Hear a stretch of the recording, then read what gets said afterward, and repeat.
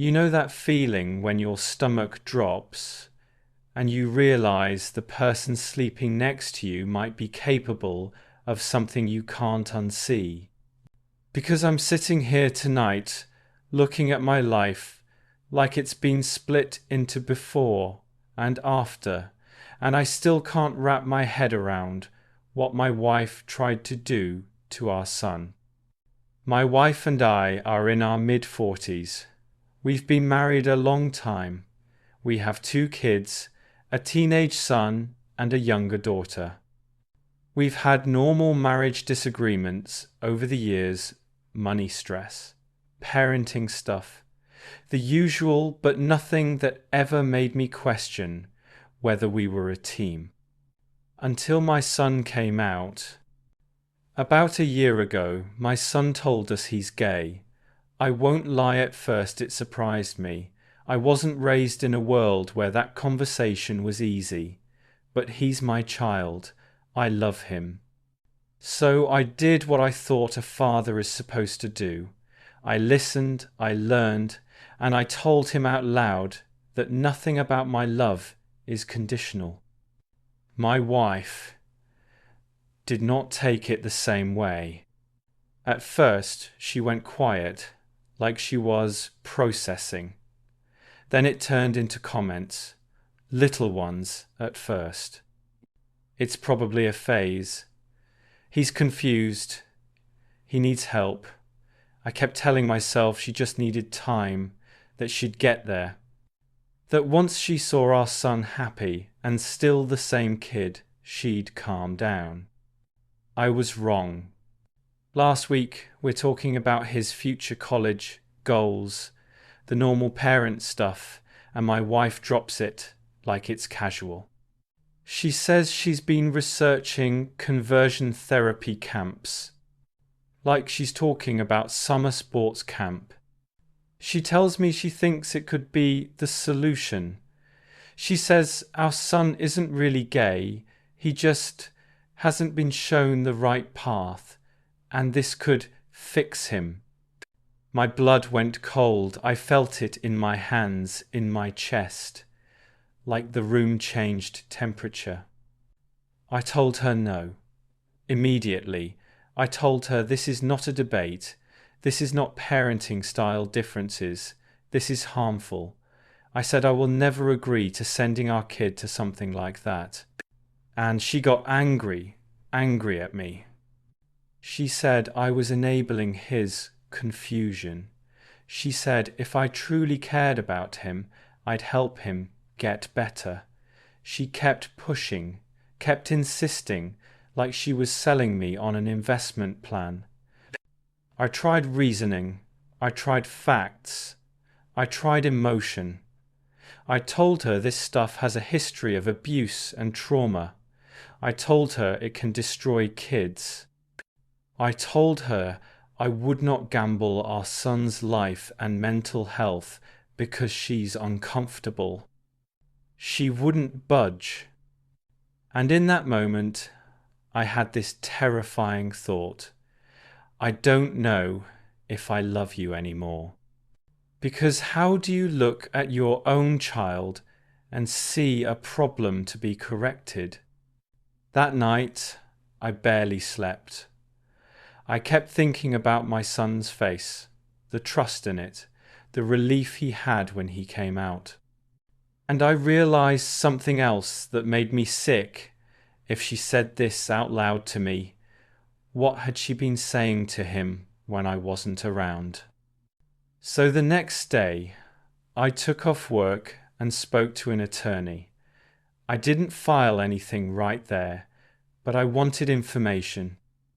I wanted to know what divorce would look like, custody, all of it, because I could feel the ground shifting under my feet. Then I picked up my son from school, and I did something I wish I'd done sooner. I talked to him, for real, in private, no sugarcoating. I told him his mum, and I might be heading for divorce, because I can't accept what she wants to do. I told him I'm on his side, I told him none of this is his fault. And my son started crying, not because of the divorce, not really, because he was relieved. He hugged me like he'd been holding his breath for months, and he told me the truth. His mum had been pressuring him for a long time, trying to set him up on dates with girls, calling it a condition, telling him he needed to be cured, making him lie just to avoid her plans. I felt ashamed, like I'd failed him by not noticing, like I'd been giving my wife time while my kid was being cornered in his own home. When we got back to the house, I confronted my wife immediately. At first she tried to dress it up, said she was doing it for him, that she was helping.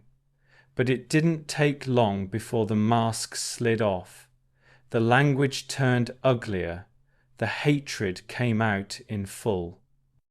Not concern, shame, rage, disgust. And I told her, I saw an attorney.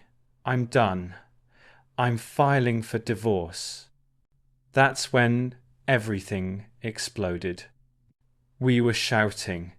My son tried to step in between us, just trying to stop it from getting worse, and my wife hit him. Not once. Multiple times.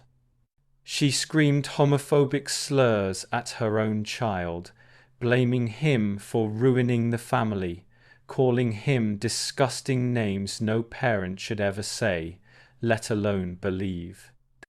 My daughter ran in, horrified. I told her to call 911. She did.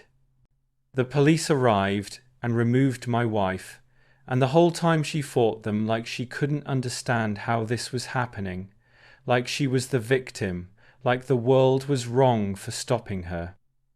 I ended up in the hospital with a rib injury from restraining her. My son had a bruised eye and a split lip. They checked him for a concussion. Thank God he didn't have one, but the damage she did wasn't just physical. You could see it in the way he shook, in the way he couldn't look at his own mother's name without flinching. That night, I made my decision permanent. Not maybe divorce. Not let's talk. Permanent. In the days that followed, I went into protection mode, emergency custody, lawyers, documenting injuries, talking to the school, making sure nobody but me could pick up my son, changing locks, installing cameras, keeping our home tight, safe, controlled, because once you realize someone is willing to harm your child, you stop assuming anything is too far. I also got outside help involved, the kind of help that leaves a paper trail, the kind that takes this out of the realm of he said, she said. And slowly, the chaos began to settle into something that looked like a plan. We got an emergency custody order. I got full custody. My wife ended up facing multiple serious charges connected to what she did. Eventually, she gave up her parental rights, both kids, signed them away. Like she couldn't stand being a mother to the children she helped bring into this world. A restraining order was granted for me and my son. I fought hard to protect my daughter too.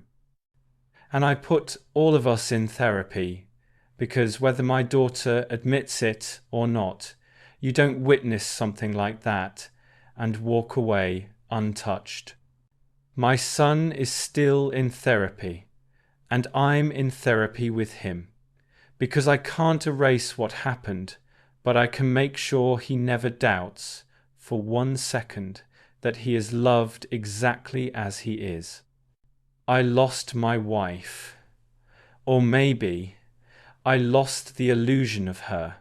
I lost people who sided with her or couldn't handle the truth. But I gained something else: clarity. Because I used to think being a good father meant keeping the family together. Now I know being a good father means keeping my kids safe, even if the danger is coming from inside the house. So here's what I want to ask you tonight. If you found out your partner was quietly trying to fix your child and then proved they were willing to hurt that child, when challenged, would you ever believe there's a way back from that? Or is the only moral choice to end it and protect your kid, no matter what it costs?